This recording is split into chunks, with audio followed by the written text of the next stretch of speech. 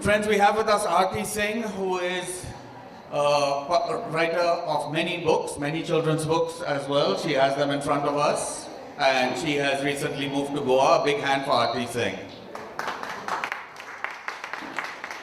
And with us, my friend Nirmal Kulkarni, who is an absolute vital defender of the environment and communicator of wildlife and science intelligence to our children as well as to adults. He is a scientist, he is an artist, he is a conservationist, and he is an author. And very proud of you, Nirmal. You made this wonderful book with a national publisher. A big hand, please, for Nirmal Kulkarni.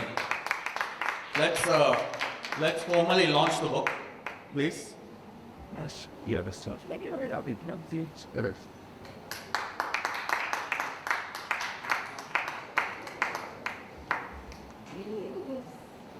Hello everybody, I am Arthy Muthana Singh, bit of a long name, but I'm proud of all parts of the name. And I come from a place called Kodagu, and I grew up in Tamil Nadu in the Nilgiris. And he has written a book from my part of the world, and that's not fair, okay? I was deciding and thinking of writing a book before which he already came out with the book, on the tiger, which is a lot more exciting than the books I've written so far. So I'm basically a children's author. I also write for adults, but primarily for children. And a couple of our books have been translated into Tamil and Kannada. The one on Gandhi, Mahatma Gandhi, has been translated into Kannada. And one of our books on the Nilgiri Thar, endangered species, has been translated into Tamil, which I'm very proud of, because Tamil Nadu is the state I grew up in. And I don't know how many of you know about the game sanctuaries in Tamil Nadu and Karnataka, but there's Bandipur and Mudumalai, where I was lucky enough to be fortunate enough to be able to visit often. He's written, this book is based in Nagarhole, which is from my part of the world, like I said, Kodagu, on the tiger. So and I want to tell you about something that I've been doing for the last 4 years, is that another co-author and myself called Mamta Naini, we run this very unusual outfit called Syllabus 27, wherein we co-author all the books that we put together. But the best part of the whole organization is that we have creative freedom regarding the illustrator we want to use and the designer we want to use. So the ultimate product is the book, is my book. But since we don't do marketing and we don't do publishing, then we hand it over very smartly to the publisher, and they print and they market and we get royalty. So it's a very unusual premise, but we were lucky enough to have Penguin Random House agree to this premise when we started. And now we have 28 books out under Syllabus 27, and I have 36 books otherwise with other publishers as a single author. So I've been writing forever and ever. You can see, like, really forever and ever, okay? He's new to the game, and I have to catch him. I want to find out what the next topic is and write it before his book comes out now. So now I'll let Nirmal introduce himself. I think you all know him, and he's an expert on snakes. I'm not the expert on anything I've written so far. I'm just interested. He's the expert. So I'll read little stuff, and then he'll give the expert opinion from now on. Nirmal, over to you. Yeah, thank you, Arthy, and thank you for coming here on this amazing afternoon. I am actually known as a snake man. I think about snakes. I caught my first snake when I was 12 years old, and ever since, I come from this school called St. Brito's, which I'm very proud of. It's a school in Mapsa, and it was a boys' school. It still is a boys' school. And when you're in a boys' school, you end up telling a lot of stories. So I think I became a storyteller ever since. I told a lot of tall tales to my parents. Then I started catching snakes and started getting them home, so I had to tell even more stories. And this grew on to be a very, sort of interest that sort of went and became into something that I started keeping notes of. At that point of time, 35 years ago, I had not realized that these notes and these diaries would be really serious and funny and whatever. But and people ask me actually, what do you do? And these diaries and books are still with me. And I actually became, or rather started writing and thought of writing about children's books because of my daughter actually, who's here. She started reading storybooks. She's an avid reader. And she started reading storybooks and of a whole lot of friends and who started writing. And I realized that there's a particular type of writings that happen, and I wanted to do a little bit of the stuff that I look at, which is everyday adventure, running after snakes, jumping on crocodiles, being chased by elephants, falling down from cliffs, and a whole lot of things. And which came to the first instance that so one of the most hilarious stories that ever happened, or when I was a teenager, and I heard about it, part through, part false, and made up just like how a schoolboy would do, and that is what Eye to Eye is. Yeah, it is my book on how these two young children go and they come face to face with a tiger, and it is their first tiger sighting, and that's how it is. Very interestingly, I must say that everybody that I meet asks me that why I haven't written my first book as a snake book, which actually she has. And this is a very uncanny coincidence probably, but yes, I probably will think of doing that after this is done. Over to you. See, the thing is, the reason we started writing books, we managed to convince WWF India, I don't know how we managed to convince them, to start writing books for children instead of doing all their treaties on high-level stuff for grown-ups and nothing for children. And my viewpoint on this is that if you don't catch readers and their children about wildlife and conservation, it's too late when they're 25 or 30. And if you want to be a voracious reader and you don't have anything to do, with animals, then what are you reading? You can't be reading Enid Blyton's all your life. You can't be reading Roald Dahl all your life. And there's a large part of our country which is full of wildlife. So why not get us to write about the wildlife for children? And fortunately, they were convinced. And now we've done 7 or 8 books co-published with Penguin Random House and Puffin with WWF. And now they're convinced that what we were saying in the very beginning was right, because they're making money, right? So we get to write books on snakes and birds and insects and Nilgiri Thar, and we have total creative control over the books because they know that we know what we're doing now, not at the beginning. And so we've finished about 9 books with Penguin Random House. We're doing the other 2 for the end of the year. And coming to the book on snakes. Now my son, you're talking about your daughter, my son loves snakes. Loves snakes. He loves wildlife of any possible kind. I am petrified of snakes. Petrified is the only word. I just freeze, okay? And even though I come from a land in Kodagu, where you see cobras every round corner, and I've watched a cobra and a mongoose fight in the coffee yard of my grandfather, but it's at a distance, not anywhere close to me. My son would come home with snakes around his arm, whether they're poisonous, he didn't care. And here I'm pretending that I'm not going to die or faint, okay? So this book came out of that. And because I have a weakness for girl children, I changed the name to Vatsala Loves Snakes, but actually it should have been Pratik Loves Snakes. My son's name is Pratik. And he doesn't like his name being used. So both the points were taken care of when I came out with this book, which he should have actually written since he's a snake expert and I'm not. And he's got a daughter, yes. So she could have well been Vatsala, right? Right? Do you like snakes? Yes. You would. My son loves snakes as well. I'm just getting used to it. So this story is actually about this little girl called Vatsala, which could have very well been you or anybody here, trying to convince their mother that snakes are not all that bad, They're not creepy crawly, they're lovely, they're beautiful. So this is a story based on the school trip that my son was taken to in Bombay when we were in Mumbai. I keep saying Bombay because I don't like Mumbai. I'm sorry. So it's going to remain Bombay with me. So he was taken on a school trip to the Sanjay Gandhi National Park. And the mother ended up coming there to pick him up. And his attempt to get her to stop being so scared of snakes, because he wants to grow up to be what are you? Yeah.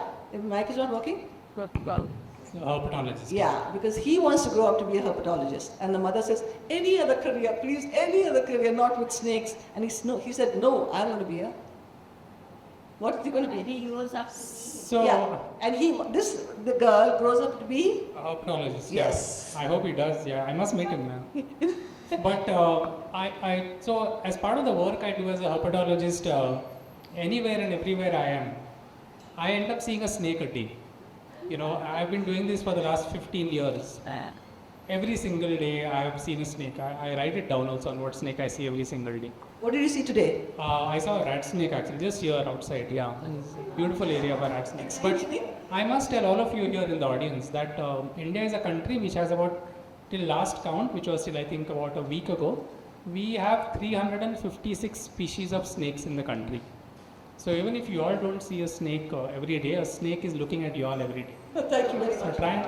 try and get this into your this that there's someone looking at you and not looking at you in terms of revenge or taking a picture in their eye or whatever that entire superstition or amazing fact is.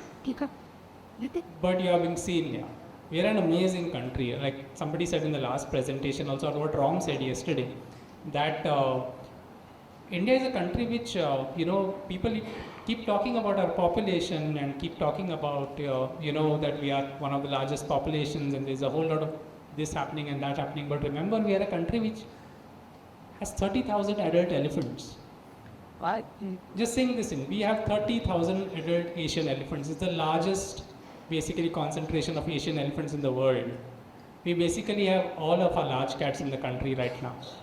We are basically a country which we today, in fact, very interestingly and amazingly is celebrating something called the International Pangolin Day.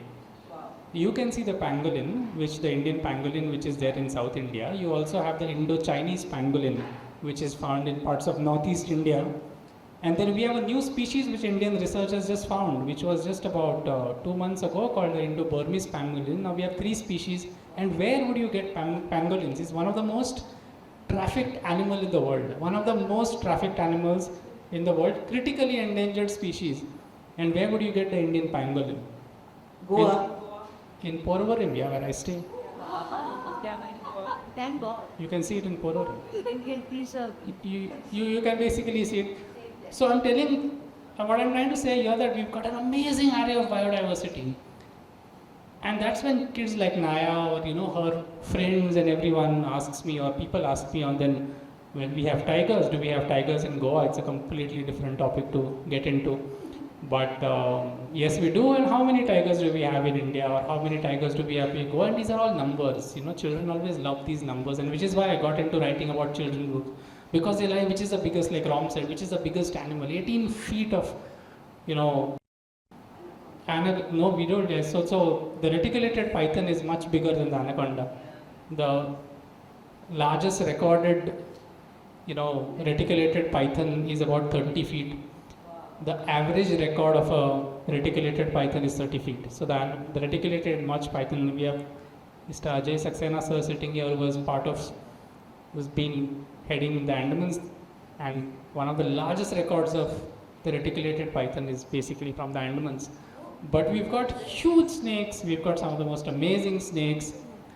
And how do we count these? And how do we basically tell people, because it's required, not only for children, but it's also required for forest officers. It's also required for the public. The media wants to know. What are your numbers? How many animals? What is the species diversity? What is the density? A lot of us keep scratching our heads, we can't even, like there are some South Indian forests where you wouldn't be able to see an elephant this close. Even if you see an animal like the elephant or the tiger will actually smell you 2 miles away and just move off, then how are you going to numbers? We basically do this. Don't worry, I'm not going to remove a snake. I wish I could. But this is something called a camera trap. We basically do this entire thing of counting numbers of how many animals, what are their numbers, how frequently they come into a place. These are like our toys. These are like our Christmas toys. We put them in the forest and we keep them in the forest and go after a week, sometimes after a month. I've got friends who work on snow leopards which have camera trap batteries which go after 2 years to the same position and pick them up. And they are recording stuff after 2 years, and then you know on what they are, what individual animals are. And then when there are young children about 15 years old or 20 years old who basically start looking at camera traps and getting into research and trying to do what this do. Many a times you don't get anything because animals sense camera. Like for example, bears and elephants don't like camera traps. Elephants will basically come towards the camera trap, wrench it out and flung it far away. Bears will come and come closer to the camera and swat it so that the angle moves. We've actually got camera trap pictures where a certain troop of langurs come every day, take a picture of themselves for months together. They'll come and adjust the camera trap, take like what is called selfies. A lot of people do that, I know. But yeah, I mean, langurs also do that. We are all primates. But yeah, that's the book about. You know, these two young children go into the forest, start putting up camera traps, and don't take this camera trapping seriously because they think that, you know, what animals will be there. Just like how people walk sometimes into Goa's forest and say, yeah, Janwari nahi hai. And ask me, yeah, we've actually had close calls. That's basically the next book. But yeah, we are running away from animals, running towards animals, jumping on animals. Animals are falling on us. But that's what it's all about. But I must tell you very interestingly, and I think Aditya's here, and I was really small when I took Aditya from WWF. Actually, he's really putting life into WWF back again. So I took Naya actually to figure out what books were there, you know, and what books were there which WWF. And one of the first books that Naya got very interested to read was one of yours, This one. the Eeks one. The Eeks one. Everybody Yeah. loves the Eeks one. So it's an Everybody loves the amazing, Eeks one. I don't know if Naya remembers, this is an entire thing on, it's really interesting, you know, and I think we should talk about them. These are on lesser known species, yeah. I was actually trying to read about the snake book, but I'll come to that now that he's brought up Eeks. The thing is, we managed to convince WWF again. I'm constantly convincing somebody or the other to do something. But the thing is, once it becomes a success, then they're okay with it. So what we do is that every 2 years we come out this Eeks series, okay? Eeks I saw a mosquito. Eeks I saw a cockroach. Eeks I saw a bee. Now see, the bee is the good guy, right? Cockroach is yuck. And Eeks I saw an ant. So we got two heroes and two like villains. And we try to change the whole concept of people thinking of them Eeks to wow. Even the cockroach, by the way. Even the mosquito boy counts. And, but there's wow to that as well. So we did research with, of course, WWF experts. And we brought up a totally different take on it. We got stories into it, wacky rhymes into it, and put in information just a little bit so they didn't really realize it's like a textbook. And we had fabulous illustrators. I mean, the best from NID we got. And we launched them in America first. And they were a runaway success there, and now it's come back to India. And now the next two sets are going to be coming out by the end of the year. It's going to be The Flea, and you'll have to guess where the next one is. So these books have been extremely popular, and they were beautifully produced, very expensively produced, because I said, like, just because it's WWF, you can't have it in black and white and, you know, thin paper. So I insisted on art paper and paying for the most expensive illustrators, because illustrators don't get paid. I think we've got an illustrator here who just about he's a comic book illustrator. I don't know how I don't know how much money he makes, poor fellow. But so I was very insistent that children need to have the best of illustrators. And especially if they're doing wildlife, okay, they have to get it absolutely authentic. So that is one series that we did. And then, which fortunately she likes, so she's going to be my salesperson and my PR person. And the next book that we did, I mean actually the first book we did was Birds in Your Backyard and Beyond. And we got to work with an employee of WWF because my mother is an expert on birds, I am not. She's tried very hard and not very succeeded very well. I can just about recognize a magpie robin or a drongo because of the tail, and bulbul, of course, the red-headed bulbul, but I'm not very observant as she is. But this book really helped because we found that children, especially in Delhi, were interested in birding but didn't know enough about it. So we came out with this book with WWF again and co-publishing, because WWF doesn't have that kind of money to, you know, bring out these expensive books. So we put them in touch with our regular publisher, which is Penguin Random House, and, you know, so they had the money and the clout and the distribution network. So win-win for everybody, and we get to do wonderful books in the bargain as well. It's just a chance thing that's ended up working, and as a result, we're working on our 9th book with WWF now, about elephants, by the way. Nice. Yeah, you write about what you... Nice. Yeah. So this book is done very well. And plus, we managed to, sorry, I can't do both things. Okay. We managed to convince them to have this card here. You can become a member of WWF. Free, it's absolutely free. So you just, and this becomes like your credit card. It's like, so it's like a credit card, you put it in your wallet or your purse. So it's you become a member of WWF for life. Which means, oh, you can't hear me? I thought I was loud enough. Okay, so now I think he's going to read from his, then I'll talk about my Nilgitar book. Yes. In My Forest in Nagarhole, he's written the book. Let's hear him say what he saw. On spot. No.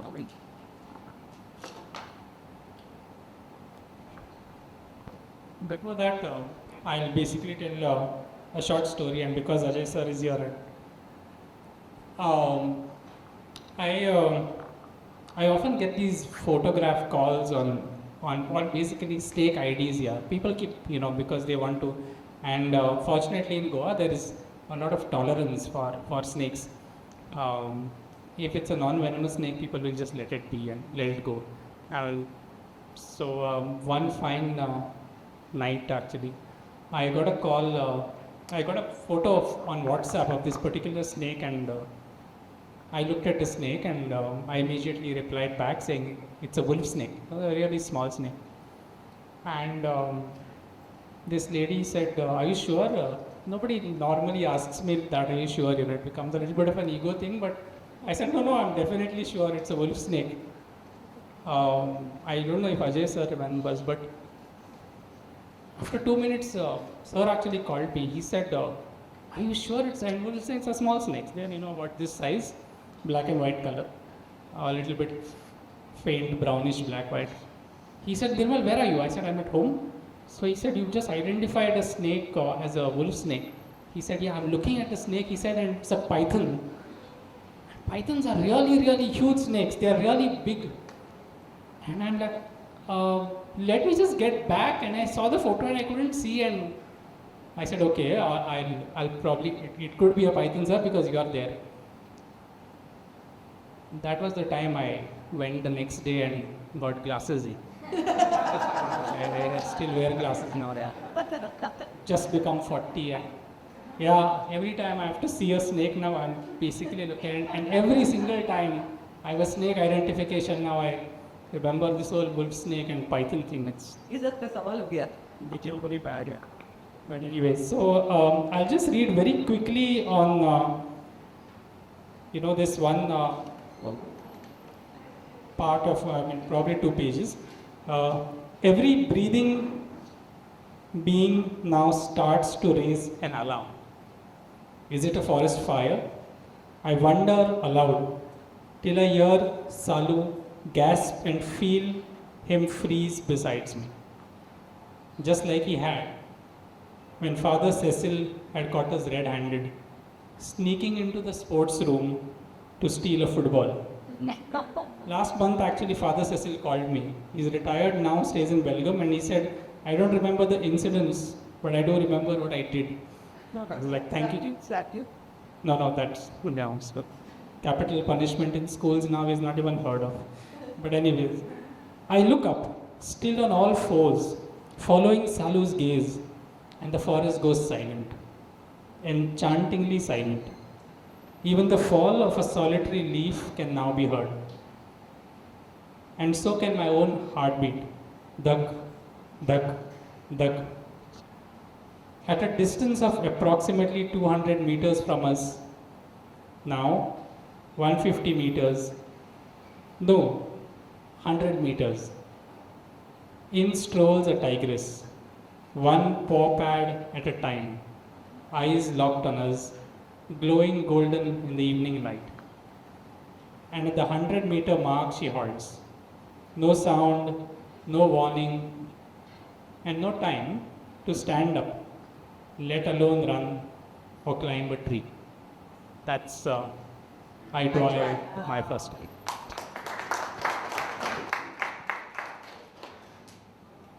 Of that very exciting adventure down to snakes and my fear of them. This little girl's name is Vatsala, and the story is Vatsala loves snakes, like I said earlier. From the time Vatsala discovered a baby bronze back in her garden, she had fallen in love with snakes. Her mother, of course, was horrified with her daughter's obsession and passion. Snakes, Vatsala, her mother would say with a frown, can't you get your kitten instead? But Vatsala could watch these sleek, slender creatures all day long. Am I talking about your father, you think? She was amazed by their forked tongues that allowed them to smell. Their scaly skin fascinated her, and she spent hours reading books about these reptiles. Look at the expression of the mother's face, total disgust. When Vatsala chanced upon a patterned snakeskin in the park, she could not believe her eyes. She couldn't wait to show it to her best friend Neeraj. Will you Get that creepy thing away from me, Neeraj squealed. Where do you find such yucky stuff, Vatsala? Even when Vatsala explained the fascinating process of molting when snakes shed their skin, Neeraj was still quite disgusted. Did you know that some snakes could explode if they had a really huge meal, Neeraj? Vatsala asked. And did you know that snakes have teeth that are pointed backwards so they're saved? No. Enough, Vatsala. Neeraj said, I don't want to know about snakes. I don't like them. They are so slimy. Vatsala wished there was some way she could show her friend why she finds snakes so riveting and fascinating. When a school trip to Sanjay Gandhi National Park was planned by their class teacher, Vatsala was ecstatic. She knew that the park had the most fascinating species of snakes. As the bus neared the park, the teacher told the students to maintain silence. We don't want to disturb the animals with loud noises, she said. At the entrance, a young woman greeted them. Hi, she said. Welcome to Sanjay Gandhi National Park. I'm Ananya. I'll be taking you on a nature trail. If you're lucky, you could spot a fox, a leopard, a civet, porcupines, or even some snakes. Wee-oo! Shouted Vatsala, and everybody said, shoo, shoo, shoo. She couldn't contain her excitement. Ananya smiled at her enthusiasm while her teacher motioned her to keep quiet. But Vatsala didn't care. She was going to see snakes. Do you see the spotted deer? Ananya asked, pointing to a bush in the distance.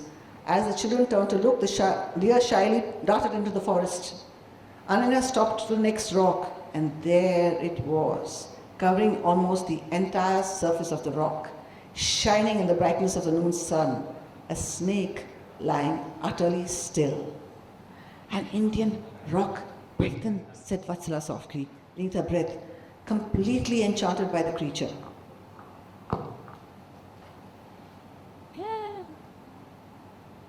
The snake moved ahead on the trail. The class moved ahead in the trail, but Vatsala stayed behind. She watched the snake as it lazily glided over the massive rock, its tongue flicking in and out of its mouth. This is Lazy Bones, Ananya said. We've given him a name. And this is his favorite rock. He spends hours just lying there in the sun. Isn't he beautiful? Vatsala nodded, unable to take her eyes off the python. I can see that you like snakes too, whispered Ananya. Yes, I do, very, very much. But none of my friends do. Even my mother hates them. My friends and parents didn't understand my love for snakes either, Ananya said. But I just had to pursue my passion. And so guess what I did? What? Said Vatsala. Quickly, tell me. I became a herpetologist. Yes, Herpetologist. I became a herpetologist, Ananya said with a smile. A snake expert? Wow! Vatsala exclaimed. Shh, Ananya said. I study reptiles and amphibians. That includes snakes. I also make sure the snakes and other reptiles in this park are healthy. That's amazing! It's my dream job! Vatsala squealed. Do you know what other snakes are found here? Vatsala said quickly. They're non-venomous snakes like the common sand boa, common wolf snake, and trinket snakes. Ananya smiled, looking pretty impressed. You've surely done your homework. And venomous snakes like the Russell's viper. There are many species here, said Ananya, but only a few of them are venomous, you know. Most of them are harmless, like my friend Lazy Bones here. Listen. Vatsala, we're going to the butterfly. I think for the rest of it, I think you buy the book, okay? And one thing I want to say, Jerry has given a blurb at the back. Jerry Pinto has given, very nice to give a blurb at the back. It says, I want to meet Lazy Bones and lounge in the sun like a rat snake after eating a mouse burger. This is a fun book if you like snakes, and if you don't, you might change your mind. That is the idea behind this book in the first place.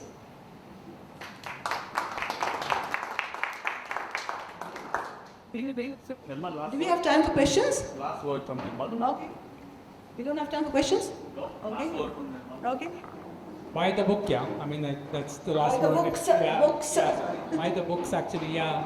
Eye to eye, of course, and Arthy's got a bunch of them. But thank you for having us here, and it's been amazing. And as much as you can, a lot of sessions I heard, but was also about forests and wildlife, and yeah. So, yeah. That's great. Not the back. That's not but no. It's going on right It's now. going on, yes, Yeah, yes. right, right. Just then. Yes, Yes. it's the great backyard bird count is basically going on. It's an amazing opportunity if anybody wants to go and look at birds and document them. There is, of course, just put the great go on backyard bird count and they'll be able to document it. Yeah. Thanks a lot for having us. And Thank you, everybody. Thanks for coming. Thank you, Nirmal. Thank you, Arthy. Big hand for both of them. I'm so sorry to both of them that I had to cut this session a little bit short today. My apologies to the audience as well. Please pick up Arthy's books and Nirmal's wonderful book as well at the bookshop. At the moment in the Mandovi Hall are two poets of nature, Salil Chaturvedi and Sangha. One is from Mizoram in the northeast and the other is from the Mandovi River Valley, writing from the letter of Shora. So wonderful nature poetry in Mandovi, yes, right now. And another big hand please for Arthy and Nirmal. Thank you very much.